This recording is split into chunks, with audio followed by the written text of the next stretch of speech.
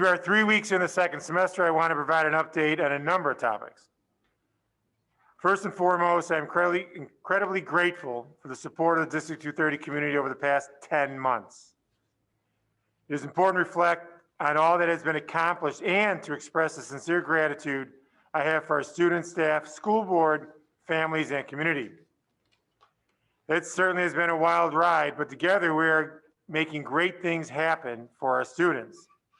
And this is only possible because of the dedication and compassion of the D230 family. While we may not always agree, the common belief that our students deserve the best education possible given the circumstances is what guides us. So stage 3, since September 28th, and that's an important date, since September 28th, 2020, 4 months to the day to be exact, we implemented our hybrid model. That is when we implemented stage 2. 3 months ago, on October 26th, we implemented stage 3 before many school districts. Families have had the choice of hybrid, remote, on-site, or fully remote learning. I believe it's incredibly important that our students and families have this choice based on their commitment level and individual needs. Currently, our families are very evenly split, with between 47 and 53% of families choosing remote and between 47 and 53 choosing hybrid option. Our students have been flexible, persistent, and compassionate as they access learning in totally different ways and have supported each other and the community.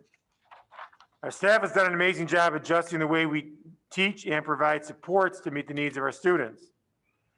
Their compassion and flexibility know no bounds.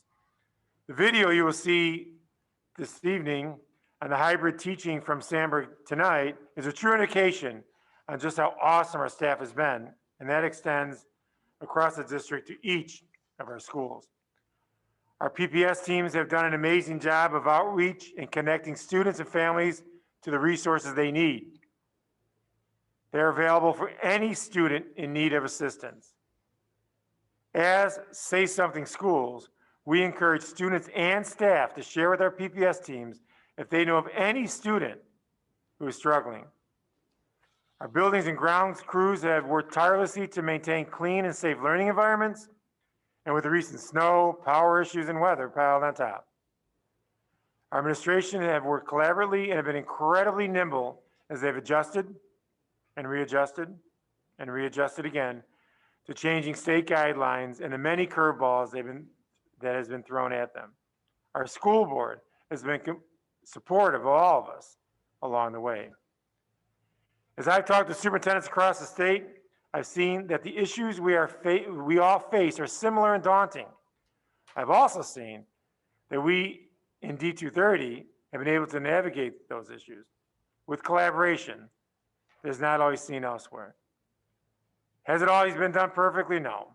But I know that we've all kept the best interests of students at the heart of what we do in order to keep what we do best for our students.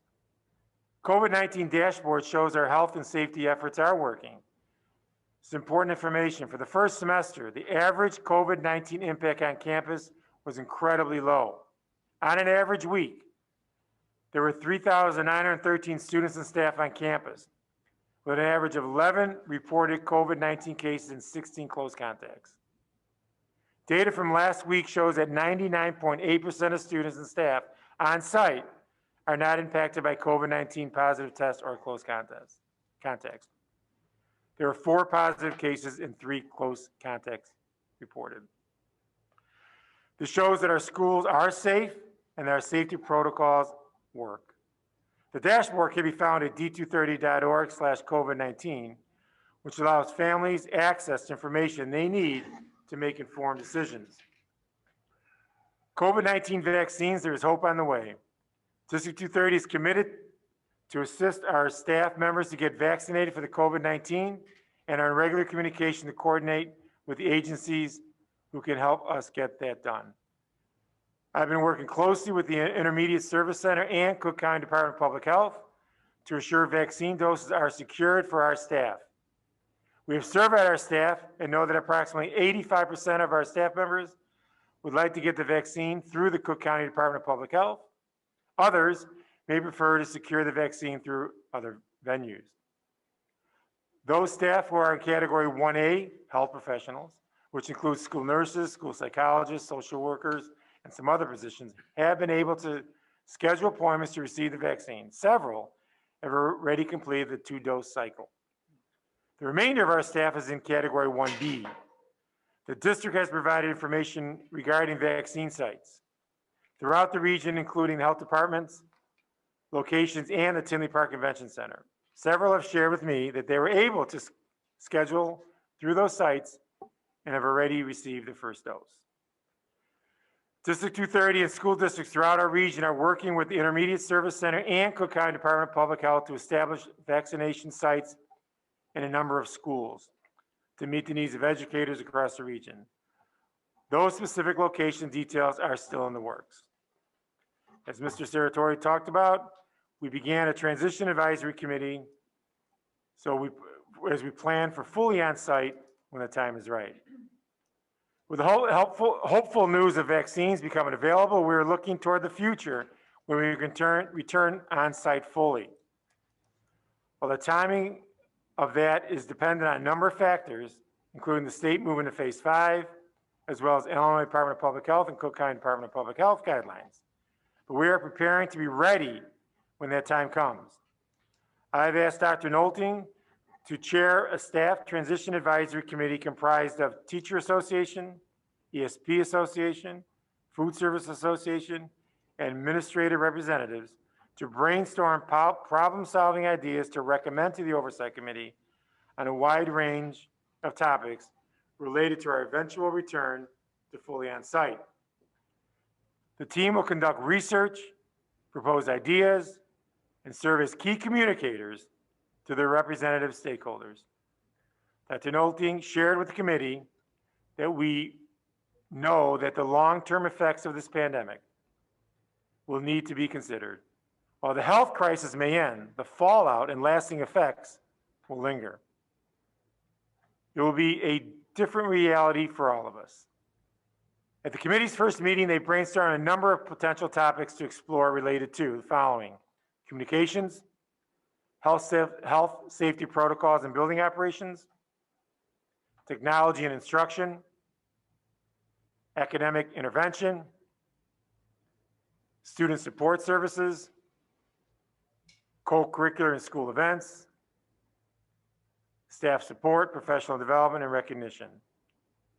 There's a lot to be considered, and I'm confident this group of staff members will do an excellent job of identifying needs, researching solutions, and proposing recommendations for the Oversight Committee. They will meet every other week remotely to accomplish these tasks.